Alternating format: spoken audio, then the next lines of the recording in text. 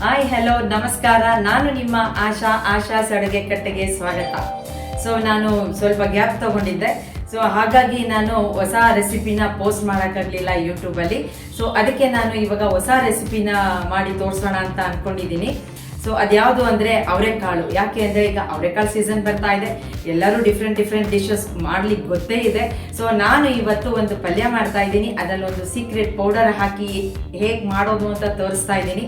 ಅದು ಎಲ್ಲ ಪಲ್ಯಗಳಿಗೂ ನೀವು ಯೂಸ್ ಮಾಡುವಂಥ ಒಂದು ಪೌಡರು. ಅದನ್ನು ಕೂಡ ನಾನೀಗ ಹೇಗೆ ಮಾಡೋದು ಅಂತ ತೋರಿಸ್ತಾ ಇದ್ದೀನಿ. ಬನ್ನಿ ಹೇಗೆ ಮಾಡೋದು ಅಂತ ನೋಡ್ಕೊಳ್ಳೋಣ. ಅವರೆಕಾಳು ಪಲ್ಯ ಮಾಡೋ ಮುಂಚೆ ಫಸ್ಟು ನಾವು ಈ ಪೌಡ್ರ್ ಮಾಡಿ ಇಟ್ಕೊಂಡ್ಬಿಡೋಣ.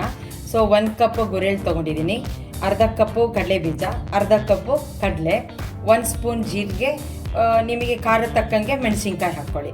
ನಿಮಗೆ ಎಷ್ಟು ಖಾರ ಬೇಕೋ ಅಷ್ಟನ್ನು ಹಾಕ್ಕೊಳ್ಳಿ. ನಾನು ಇಲ್ಲಿ 2 ಮೆಣಸಿನ್ಕಾಯಿ ಹಾಕ್ಕೊಂಡಿದ್ದೀನಿ. ನಾನು ಫಸ್ಟು ಗುರೆಳ್ಳು ತೊಗೊಂಡೋಣ. ಇದನ್ನು ನಾವು ಹುರ್ಕೊಳ್ತಾ ಹೋಗೋಣ. ಸೊ ಉರಿತಾ ಅದು ಒಂಥರ ಘಮ್ ಅಂತ ಸ್ಮೆಲ್ ಬರುತ್ತೆ. ಆ ಸ್ಮೆಲ್ ನೋಡಿಕೊಂಡು ನಾವು ಬೇಗ ತೆಗೆದುಬಿಡೋಣ. ತೆಗೆದು ಎಲ್ಲ ಒಂದು ತಟ್ಟೆಗೆ ಹಾಕಿಟ್ಕೊಳ್ಳೋಣ. ಸೊ ಇದನ್ನು ಸ್ವಲ್ಪ ಉರಿತಾ ಹೋಗೋಣ. ಹುರ್ಕೊಳ್ತಾ ನಿಮಗೆ ಅದ್ರ ಘಮ ಗೊತ್ತಾಗತ್ತೆ, ಆವಾಗ ತೆಗೆದುಬಿಟ್ರೆ ಒಳ್ಳೆಯದು. ಈಗ ಗಮ್ ಅಂತ ಸ್ಮೆಲ್ ಬರ್ತಾ ಇದೆ. ಸೊ ಈಗ ತೆಗೆದುಬಿಡೋಣ. ಸೊ ಈಗ ಅರ್ಧ ಕಪ್ ಕಡಲೆ ಬೀಜ ತೊಗೊಂಡಿದ್ದೀನಿ. ಇದನ್ನು ಸ್ವಲ್ಪ ಚೆನ್ನಾಗಿ ಹುರ್ಕೊಳ್ಳೋಣ. ಕಡಲೆ ಬೀಜ ಗೊತ್ತಲ್ಲ, ಸೊ ಅದೇ ಥರನೇ ಹುರ್ಕೊಂಬಿಡೋಣ. ಕಡಲೆ ಬೀಜ ತುಂಬ ಕಪ್ಪಾಗೋದು ಬೇಡ. ಸೊ ಇದನ್ನು ಒಂದು ಸ್ವಲ್ಪ ಗಮ್ ಅಂತ ಸ್ಮೆಲ್ ಬಂದರೆ ಸಾಕು. ಇದಕ್ಕೆ ನಾವು ಎಷ್ಟು ಮೆಣಸಿನ್ಕಾಯಿ ಹಾಕ್ಕೊಂಡಿದ್ವಿ ಅದೇ ಬಿಸಿಲೇ ಅದನ್ನು ಆಗೋಗುತ್ತೆ. ಸೊ ಅದಕ್ಕೆ ಹಾಕ್ಕೊಂಡ್ಬಿಡಿ. ಇನ್ನೇನು ಕಡಲೆ ಬೀಜ ಹಾಕ್ತಾ ಇದೆ ಅನ್ನಂಗೆ ಕಡಲೆ ಕೂಡ ಹಾಕೋಣ. ಸೊ ಅದು ಕೂಡ ಬೇಗ ಆಗೋಗುತ್ತೆ.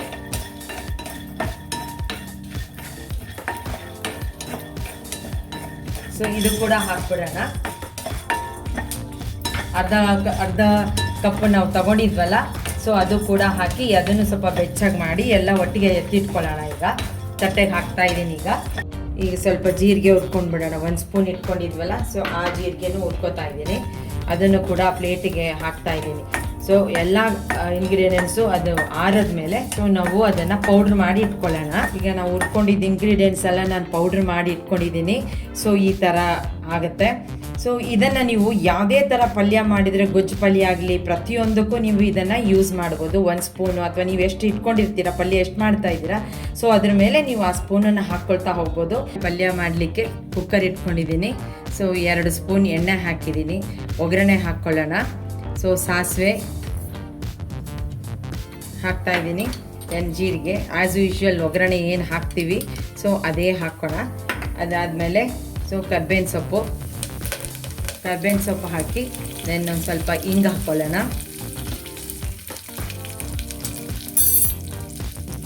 ಹಿಂಗೆ ಹಾಕಿ ಈಗ ಈರುಳ್ಳಿ ಒಂದು ಹಾಕ್ಕೊಳ್ಳೋಣ. ಸೊ 1 ಈರುಳ್ಳಿ ತೊಗೊಂಡಿದ್ದೀನಿ ನಾನು. ಇದಕ್ಕೆ 1 ಈರುಳ್ಳಿ ಹಾಕ್ತಾ ಇದ್ದೀನಿ.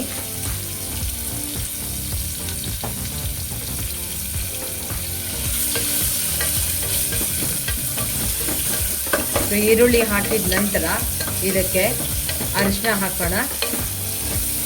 ಅರಿಶಿನ ಹಾಕಿದ ಮೇಲೆ ನಾವು ಒಂದೊಂದೇ ಎಲ್ಲದನ್ನು ಹಾಕ್ತಾ ಹೋಗೋಣ. ಕಾಳು ಕೂಡ ನಾನು 1 ಕಪ್ ತೊಗೊಂಡಿದ್ದೀನಿ ದೊಡ್ಡದಲ್ಲಿ. ಸೊ ತೋರಿಸ್ತೀನಿ ನಿಮಗೆ ಎಷ್ಟು ತೊಗೊಂಡಿದ್ದೀನಿ ಅಂತ. ಸೊ ನಿಮಗೆ ಅದರ ಎಷ್ಟು ನಿಮ್ಮ ಮನೇಲಿ ಎಷ್ಟು ಜನ ಇರ್ತಾರೆ ಅದ್ರ ಮೇಲೆ ಡಿಪೆಂಡ್ ಆಗುತ್ತೆ. ಸೊ ಈಗ ಅರಿಶಿನ ಹಾಕ್ಕೊಳ್ಳೋಣ. ಇದಕ್ಕೆ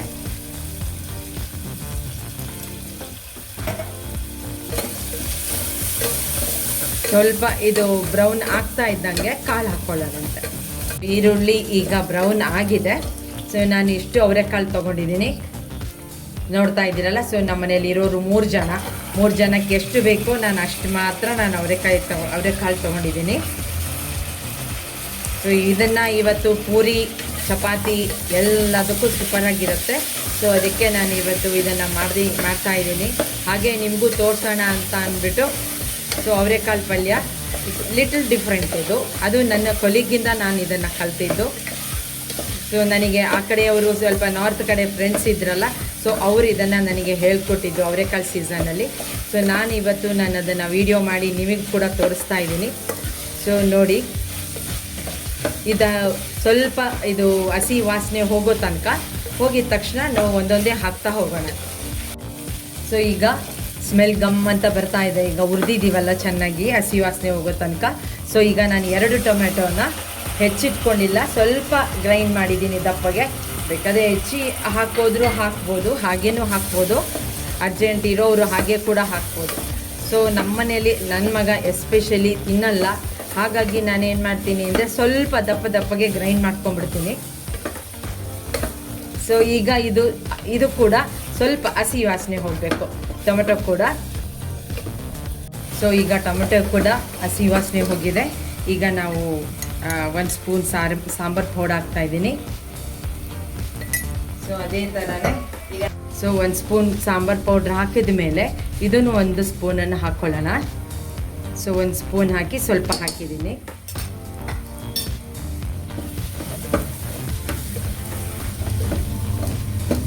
ಖಾರ ನಿಮಗೆ ಹೇಗೆ ಬೇಕೋ ಅಷ್ಟನ್ನು ಹಾಕ್ಕೊಂಡು, ಯಾಕೆಂದರೆ ನಾವು ಜಾಸ್ತಿ ಪೌಡರ್ ಹಾಕ್ಬಿಟ್ರೆ ತುಂಬ ಗಟ್ಟಿ ಬಂದುಬಿಡತ್ತೆ ಪಲ್ಯ. ಹಾಗಾಗಿ ಸ್ವಲ್ಪ 1 ಸ್ಪೂನ್ ಹಾಕಿದ್ರೆ ಸಾಕು. ಅದು ಕಾಳು ಎಷ್ಟು ತೊಗೋತೀವೋ ಅದ್ರ ಮೇಲೆ ಹೋಗ್ತಾ ಹೋಗುತ್ತೆ.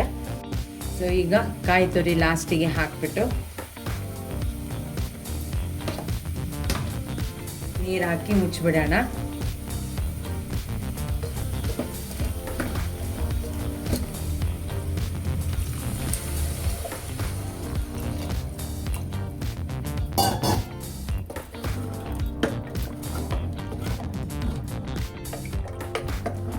ಈಗ ಉಪ್ಪು ಹಾಕಿ ಇದನ್ನು 3 ವಿಜಿಲ್ ಹೊಡ್ಸೋಣ. ಇದನ್ನು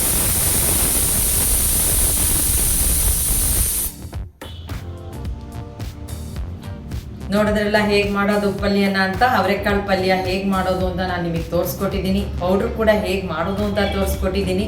ಸೊ ಇದೇ ಪೌಡ್ರ್ ಯೂಸ್ ಮಾಡಿ ನೀವು ಇನ್ನೂ ವೆರೈಟಿ ಪಲ್ಯಗಳಿಗೆ ನೀವು ಹಾಕ್ಕೊಂಡು ಟೇಸ್ಟ್ ಮಾಡ್ಬೋದು. ಸೊ ನೀವು ಕೂಡ ಇದನ್ನು ಟ್ರೈ ಮಾಡಿ ಚೆನ್ನಾಗಿದೆ ಅಂತ ಇದ್ದರೆ ಅದನ್ನು ಕಮೆಂಟ್ ಸೆಕ್ಷನಲ್ಲಿ ಹಾಕಿ.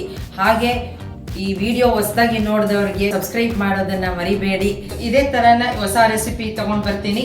ಸೊ ಅದೇ ಥರನೇ ನೀವು ಸಪೋರ್ಟ್ ಮಾಡ್ತಾ ಇರಿ. ಅಲ್ಲಿವರೆಗೂ ಹ್ಯಾಪಿ ಈಟಿಂಗ್.